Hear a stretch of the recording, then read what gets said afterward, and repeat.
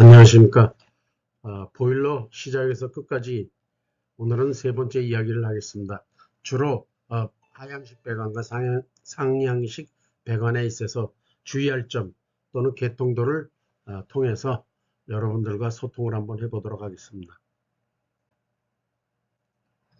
가정용 소형 보일러에서는 하향식 보일러라고 그러죠. 하향식 방식에서 보일러의 서프라인에 이렇게 순환 펌프를 달았을 때 팽창관을 이와 같이 11번과 17번 같이 설치하면은 행여 분배기에서 저항이 방쪽으로 많이 걸리면 17번을 통해서 다시 물이 리턴될 수가 있습니다. 이런 부분을 좀 주의를 하셔야 되고, 이 17번 같은 경우는 이렇게 팽창 탱크 상부로 또 배관을 하는 그 현장도 있는데, 이럴 때는 반드시 이 17번에 대한 그 물이 방이 잠겼을 때는 여기로 넘어간다는 걸 유의하셔야 된다. 특히 환절기 때 많이 그러죠. 방 쪽으로 유체가 소통되는데 이상이 없으면 상관이 없지만은 이게 만약에 환절기 때 밸브들을 잠궈 가지고 저항이 많이 걸리면은 물이 17번 배관을 통해서 위로 넘치고 계속 여기서만 순환이 될 수 있다는 점을 참고하시면 되겠습니다.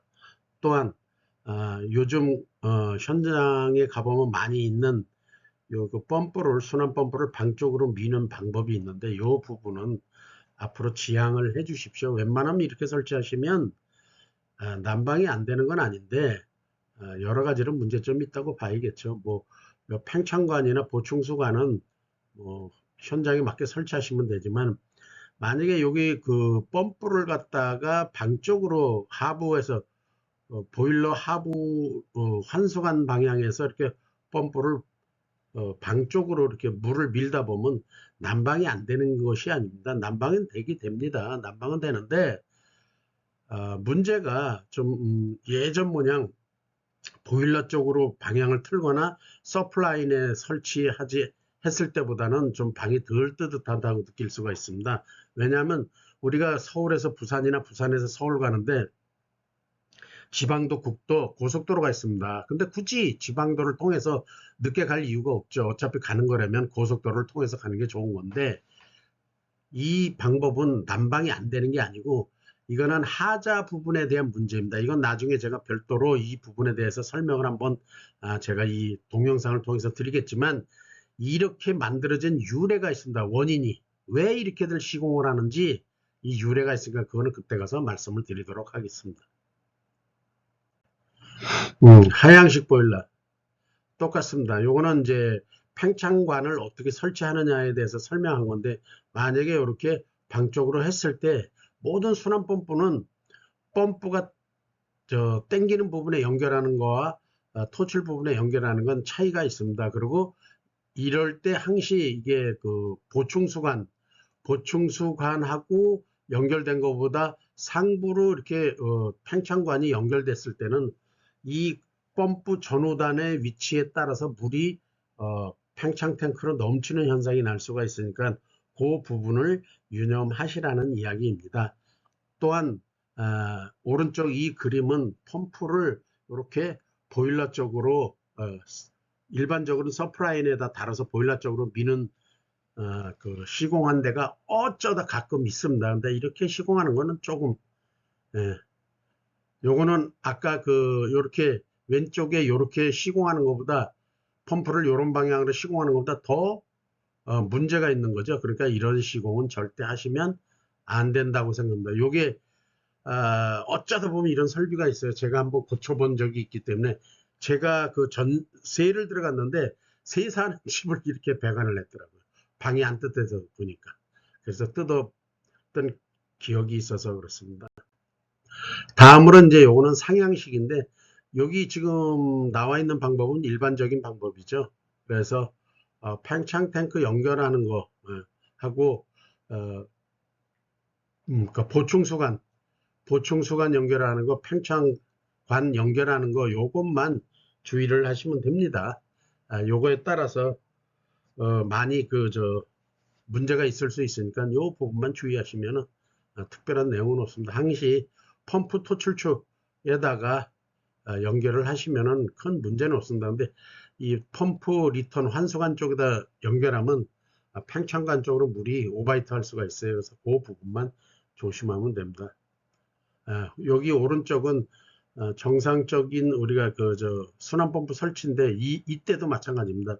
이때도 여기 17번에 연결해 가지고 이와 같은 방식으로 팽창관을 설치해 놓으면 요 물이 방 쪽에 환절기 때 사용하지 않아서 밸브를 잠그면 요 팽창 탱크하고 보일러 쪽으로만 물이 순환이 서큘레이션 되는 현상이 많이 납니다. 그래서 방 쪽으로 물이 안 갈 수가 있으니까 요 부분도 주의를 해서 시공을 하시기 바라며, 요 때는 지금 여기 19번 라인으로 이렇게 조인을 하시면은 그런 현상이 일로 오바이트 하는 현상이 없어집니다.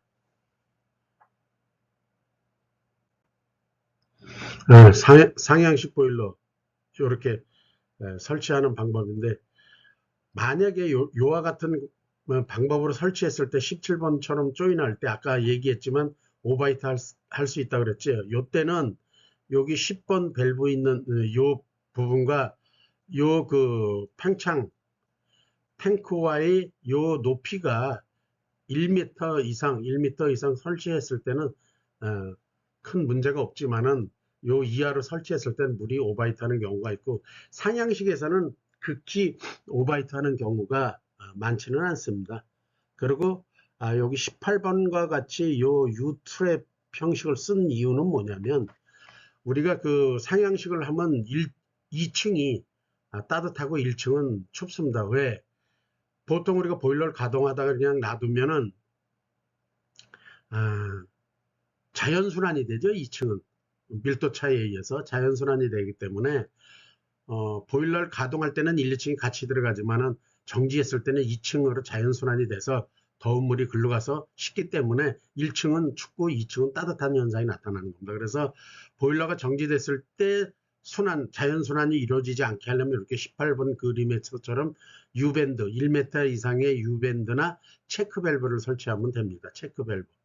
체크 밸브를 설치해서 사용하시면은 상향식에서 2층은 더워서 어렵고 1층은 춥다는 그 문제점이 발생하지를 않습니다. 요거는 이제 아까 전에도 나왔던 그림인데, 요거는 그냥 참고적으로, 이거는 지금 왼쪽 사진하고 오른쪽 그림은 맞질 않죠.